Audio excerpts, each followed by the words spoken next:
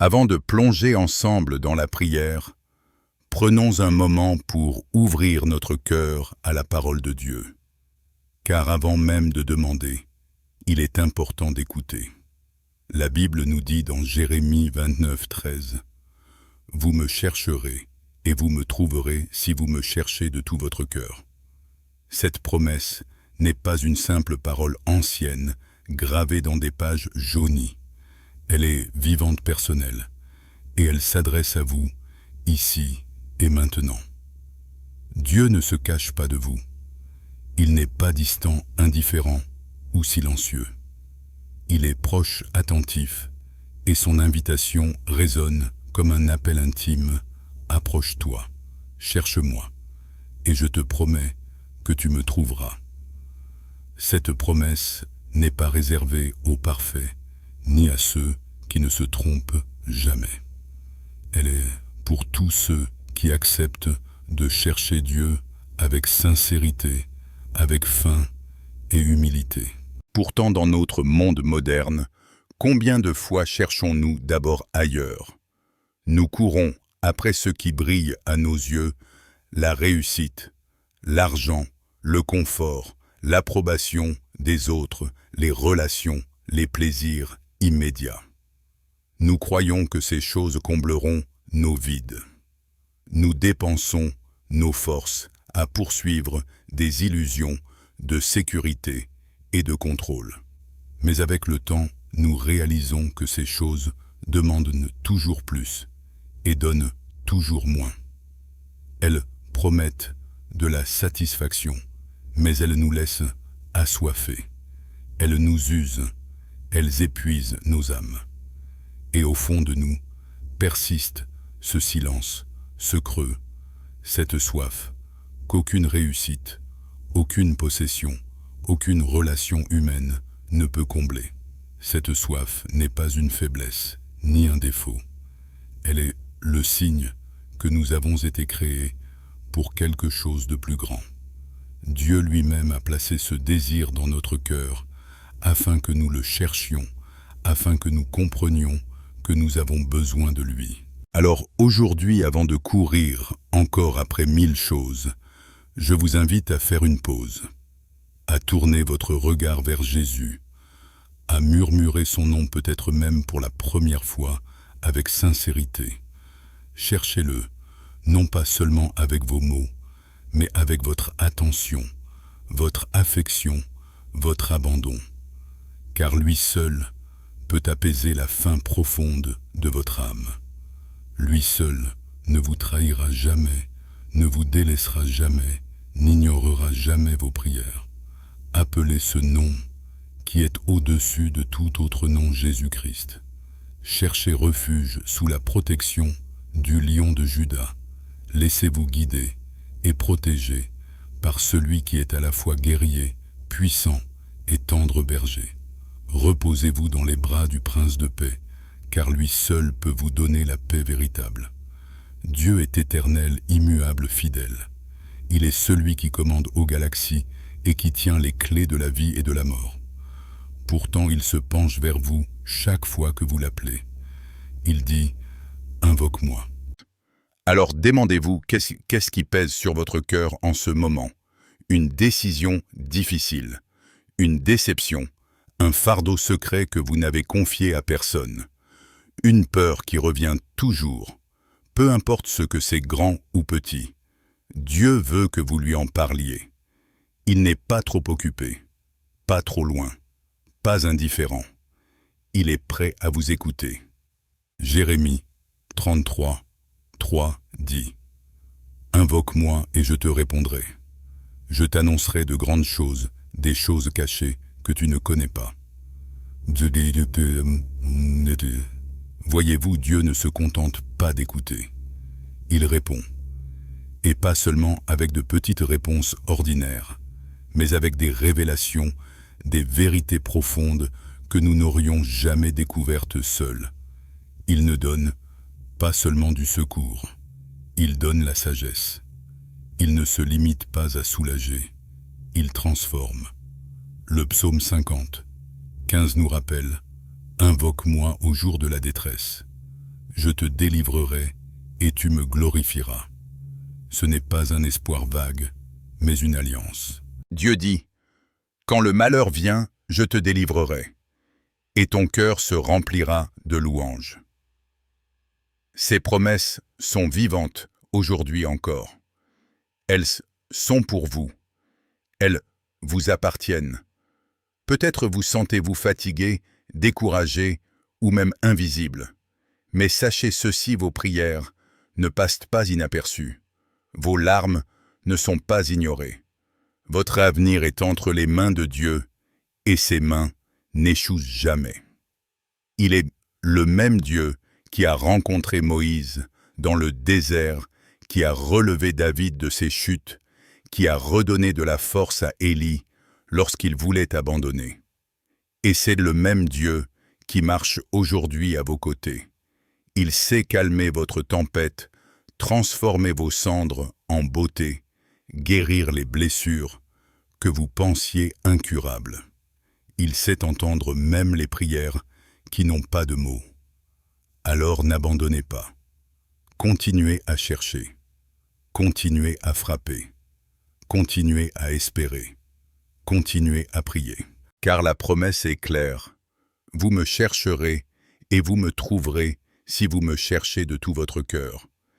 Et quand vous le trouverez, vous découvrirez que lui, seul est tout ce dont vous avez besoin. Aujourd'hui, je vous invite à ouvrir grand les portes de votre cœur, à déposer vos fardeaux, vos peurs, vos doutes, à laisser Dieu remplir chaque vide de sa présence, à accueillir la paix qu'il vous offre, la joie qu'il veut répandre, la force qu'il veut vous donner. Et alors, ensemble, nous pourrons élever nos prières, non pas comme un simple rituel, mais comme un cri de confiance, un souffle d'amour, une déclaration de foi. Dieu est prêt à vous rencontrer ici et maintenant.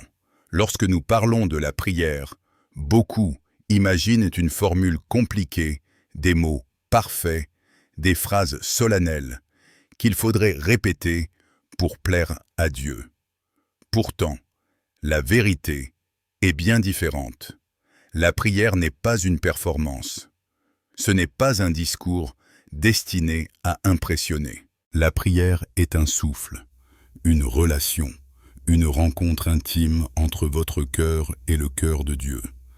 Elle peut être murmurée ou criée, longue ou brève, structurée ou spontanée. Ce qui compte, ce n'est pas la beauté des mots, mais la sincérité avec laquelle ils sortent de votre âme. Jésus lui-même nous a rappelé que la prière n'est pas une question de longueur ni de spectacle. Dans Matthieu 6, il dit « Quand vous priez, ne soyez pas comme les hypocrites qui aiment à prier debout dans les synagogues et au coin des rues pour être vus des hommes. » La prière n'est pas destinée aux regards humains. Elle est faite pour le regard du Père. Elle est le lieu où l'on se dépouille de ses masques, où l'on se tient vulnérable et vrai devant celui qui connaît déjà tout de nous, mais qui nous invite quand même à ouvrir notre bouche et notre cœur. Et c'est là que réside la beauté. Dieu n'attend pas de vous des mots parfaits. Il attend simplement votre présence. La prière est l'endroit où vous pouvez déposer vos fardeaux, confier vos angoisses, remercier pour vos joies, chercher des réponses ou simplement rester en silence dans sa paix. Pensez un instant. Combien de fois avez-vous parlé à des proches sans chercher à tout formuler parfaitement? Vous leur avez parlé avec honnêteté, parfois même avec maladresse, mais toujours avec vérité. La prière, c'est pareil. C'est venir comme vous êtes, tel que vous êtes, et vous abandonner à Dieu. Prenons un moment ensemble pour goûter à cette simplicité. Seigneur, je viens à toi, tel que je suis. Pas avec des mots parfaits, pas avec des masques, mais avec mon cœur. Tu sais ce qui m'inquiète, ce qui m'épuise, ce qui m'attriste. Tu sais aussi ce qui m'émerveille, ce qui me fait sourire, ce qui nourrit mon espérance. Seigneur, je dépose tout devant toi, car je crois que tu prends soin de moi. Voyez comme une prière peut être simple et pourtant puissante. Elle ne demande pas un lieu particulier, pas une posture précise. Là où vous êtes, vous pouvez élever votre cœur, dans la cuisine, au travail, dans votre voiture, même en silence au milieu d'une foule. Dieu est toujours disponible. Il ne ferme jamais la porte. Mais souvent, ce qui nous empêche de prier, ce n'est pas le manque de temps ou de mots, c'est le poids du doute. Nous nous demandons, est-ce que Dieu m'entend vraiment? Est-ce qu'il se soucie de moi? Le doute est un voleur. Il murmure à votre esprit que vos prières ne valent rien, qu'elles sont inutiles. Mais écoutez bien ceci, chaque prière sincère est entendue. Aucune n'est perdue, même celle que vous avez prononcée il y a des années et que vous avez oubliée, Dieu s'en souvient. Il garde vos prières comme un trésor précieux et il agit au moment parfait. La Bible nous donne un exemple puissant dans le livre de Daniel. Pendant 21 jours, Daniel priait et jeûnait, mais aucune réponse ne venait. Pourtant, l'ange du Seigneur lui dit, « Dès le premier jour où tu as eu à cœur de comprendre et de t'humilier devant ton Dieu, tes paroles ont été entendues. » Imaginez cela, dès le premier jour, Dieu avait entendu. Mais la réponse a mis du temps à arriver à cause d'un combat spirituel. Cela nous enseigne une leçon essentielle. Si vous ne voyez pas de réponse immédiate, cela ne signifie pas que Dieu est silencieux ou indifférent. Cela signifie simplement que dans l'invisible, quelque chose se prépare. Votre prière a déjà ouvert une porte. Et la réponse viendra au moment choisi par Dieu. Alors, n'abandonnez pas. Continuez à prier, même si les choses semblent immobiles. Continuez à chercher, même si tout paraît obscur. Car dans les coulisses, Dieu travaille déjà pour vous. Permettez-moi de vous donner une image. La prière ressemble parfois à planter une graine. Vous mettez la graine en terre, mais le lendemain, rien n'a changé en surface. Si vous êtes impatient, vous pourriez croire que la graine est morte. Mais en réalité, sous la terre, elle est déjà en train de germer. Ses racines descendent sa vie, se préparent. Et bientôt, elle percera la surface et deviendra une plante. De la même manière, vos prières sont des semences dans le sol de la foi. Même si vous ne voyez rien immédiatement, quelque chose grandit déjà. Seigneur, aide-moi à croire que chaque prière plantée portera un fruit. Même si mes yeux ne voient rien, je choisis de croire que tu travailles. Je choisis de m'accrocher à tes promesses, car tu es fidèle. Il est vrai que parfois, nous demandons à Dieu de changer les circonstances, et il le fait. Mais bien plus souvent, il utilise la prière pour nous changer nous. Car la prière ne transforme pas seulement le monde extérieur, elle transforme d'abord notre cœur. Elle fait taire nos peurs, elle adoucit notre colère, elle guérit nos blessures intérieures. La prière est comme un baume que Dieu applique sur les fissures de notre âme. Et c'est pourquoi elle est indispensable dans une vie spirituelle équilibrée. Elle nous permet de marcher avec confiance, même quand nous ne comprenons pas tout. Elle nous ancre dans la certitude que nous ne sommes jamais seuls. Regardons encore une promesse biblique dans le psaume 34, 18. « L'Éternel est près de ceux qui ont le cœur brisé, et il sauve ceux qui ont l'esprit abattu. » Cela signifie que même dans vos moments de plus grande fragilité, quand vous vous sentez incapable de prier longuement ou puissamment, Dieu est déjà là. Votre simple soupir est une prière. Votre larme est une intercession silencieuse. Alors si vous vous sentez trop fatigué pour prier, souvenez-vous que même un mot suffit. Un simple « Jésus, aide-moi » a le pouvoir de traverser le ciel et de toucher le cœur du Père. Seigneur, je t'élève aujourd'hui ceux qui se sentent vides, ceux qui pensent ne pas avoir la force de prier. Remplis leur cœur de ta présence. Reçois leurs soupirs comme des prières puissantes. Montre-leur que tu es proche, même dans le silence. Mais au-delà des prières personnelles, il est aussi important de prier les uns pour les autres. Car la prière a une dimension communautaire. Lorsque vous priez pour quelqu'un, vous portez son fardeau avec lui. Vous devenez un canal de bénédiction. L'apôtre Paul disait « Priez les uns pour les autres afin que vous soyez guéris ». Imaginez le pouvoir d'une communauté unie dans la prière. Des familles qui se soutiennent, des amis qui intercèdent les uns pour les autres, des croyants qui élèvent ensemble leur voix. Là, la puissance de Dieu se manifeste avec force. Et c'est pourquoi, aujourd'hui, je veux aussi prier pour vous. Père Céleste, tu connais chaque personne qui écoute ce message. Tu connais leurs luttes, leurs blessures, leurs besoins.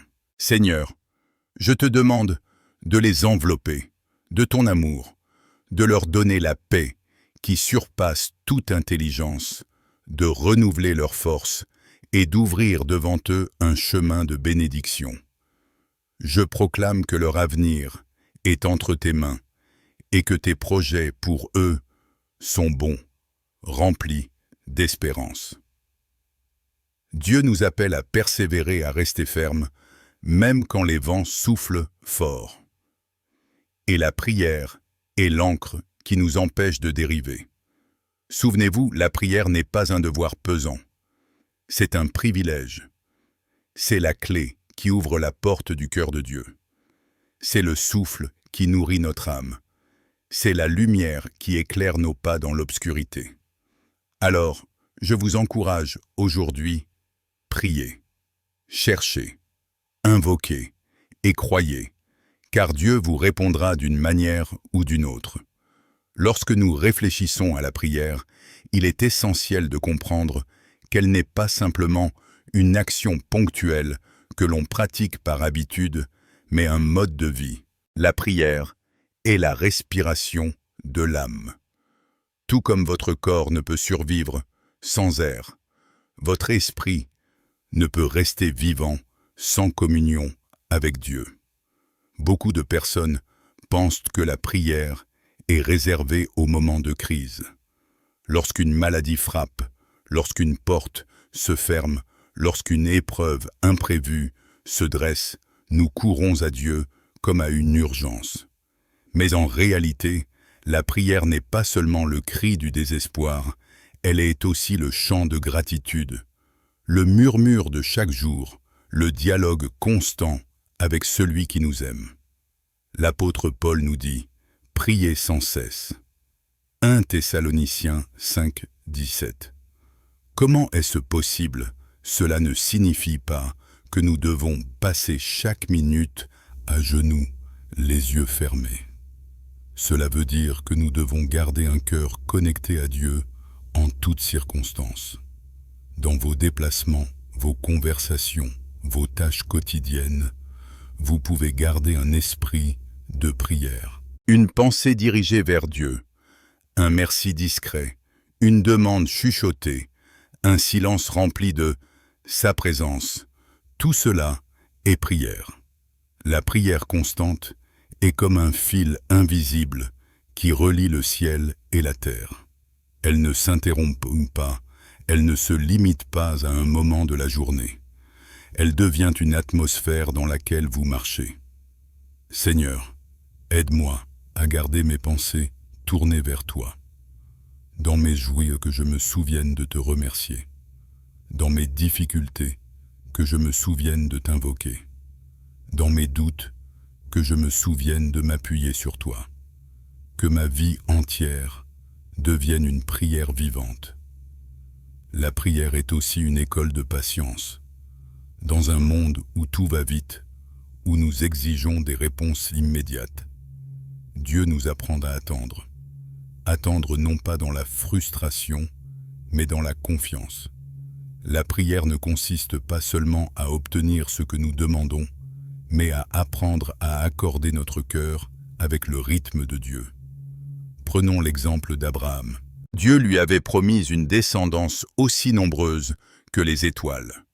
Mais les années passaient et rien ne venait. Pourtant, Abraham continua de croire. La Bible dit « Espérant contre toute espérance, il crut ». Voilà ce que fait la prière persévérante. Elle nourrit la foi même quand les circonstances semblent contraires. Et peut-être aujourd'hui, vous êtes dans une attente. Vous avez prié, supplié, espéré, mais rien ne semble bouger. Laissez-moi vous dire ceci, votre attente n'est pas vaine. Dieu n'oublie pas ses promesses. La prière persévérante attire le ciel sur votre vie au moment fixé par Dieu. Seigneur, je choisis de croire, même quand mes yeux ne voient pas encore. Je choisis de persévérer dans la prière, car je sais que tes plans sont bons. Je sais que tu n'es jamais en retard, mais toujours au bon moment. Une autre dimension de la prière est la prière de louange. Trop souvent, nous réduisons nos prières à une liste de besoins.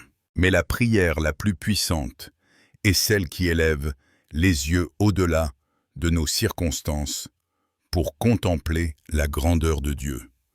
Quand vous louez, vos chaînes se brisent.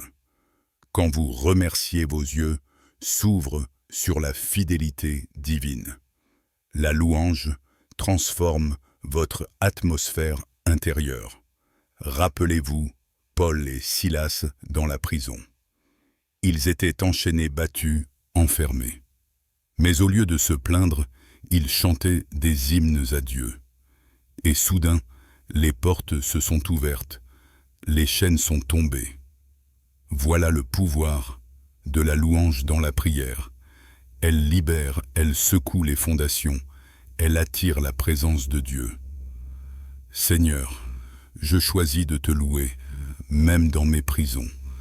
Je choisis de chanter au milieu de mes tempêtes, car je crois que ta présence change tout. La prière est aussi un lieu de transformation intérieure.